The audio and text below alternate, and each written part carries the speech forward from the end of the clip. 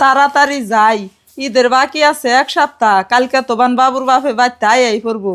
আহার আগে চোপ করে ভাই বাইস্তারে কাপড় দিয়ে হিগে। বাবু নজায় তোমার মামা ঘুরতে যাই গে, আমার হাতে তো পয়সা পাতি নাই, এই ঈদে তোমাকে যে কাপড় কিনা দিম। তোমার মামা ঘুরতে গেলে তুমি যদি কাপড় দেয় তাও ঈদের মধ্যে নতুন কাপড় কিনতে হারবা। নজাই যাই গিয়া আইলাম, তাও কেই দেখে নাই। আমার পয়সা দিয়ে আমি এডি কিনে নিয়ে আইলাম, দিয়া যায় বাবুর বাপে বাড়তে আইলে আবার দিবনি।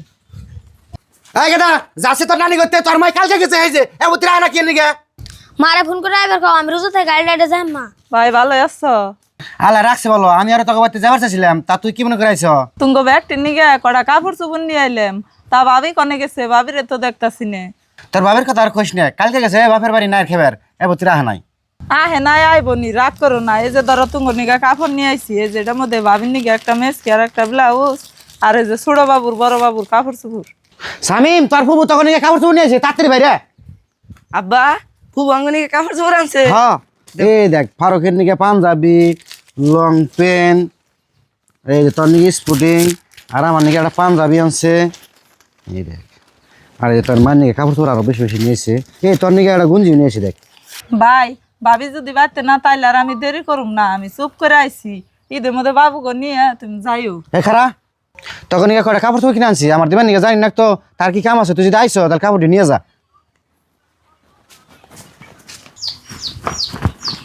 এই ধর তোর নিকে একটা মেসকি আনছি, একটা ব্লাউজ আনছি, আর একটা কাপড় আছে দেখছে পছন্দ নিহি। ওই দেখো তোমার মাহি আইছে, তোমার মাহিরে কাপড় দিতে সাঙ্গও দিব। ভাই ভালো আছো? আল্লাহ রাখছে কোন রকম। আর বুঝছি তুমি কোন সময় আইছো? আমি আইছিলাম এই যে আধা ঘন্টা আগেই। বাবুকে নিগে কটা কাপড় চোপড় কিনছিলাম, আর ভাবির নিগে ভাইয়ের নিগে তাই তেহিনে দিবার আইছিলাম। বুঝি ভাই গো বাড়ির নিকে কাপড় চোপড় আনছো, আঙ্গ বাবু মাইনার নিকে কোনো কিছু কিনো নাই? না তুঙ্গ নিগা তো কোনটা কিনি নাই। আঙ্গ বাবুর বাপে বাড়তে না, আমার কাছে যে কটা পয়সা আসাল হেডি দিয়া ভাই গো বাড়ির নিগা কিনে আনছি।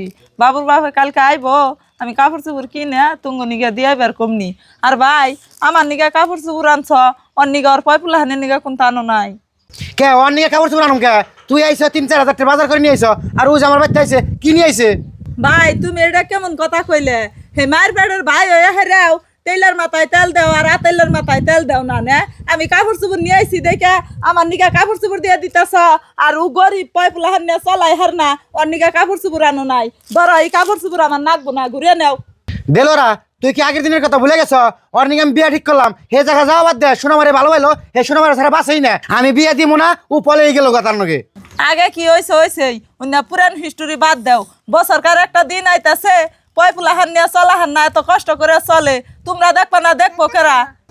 জানো কি বুঝি, বাইরের বুগল আইলে তো খালি এগিনে পেশাল পারে, যতই কষ্ট থাকি তাও আহিনে। আর কইলে বাদে খালি কব যে ঘুরায়, এখন কি ঘুরাহার টাইম? এখন যদি আমি ঘুরাহি এই দুজন পোলাহানের কি গতি হবো?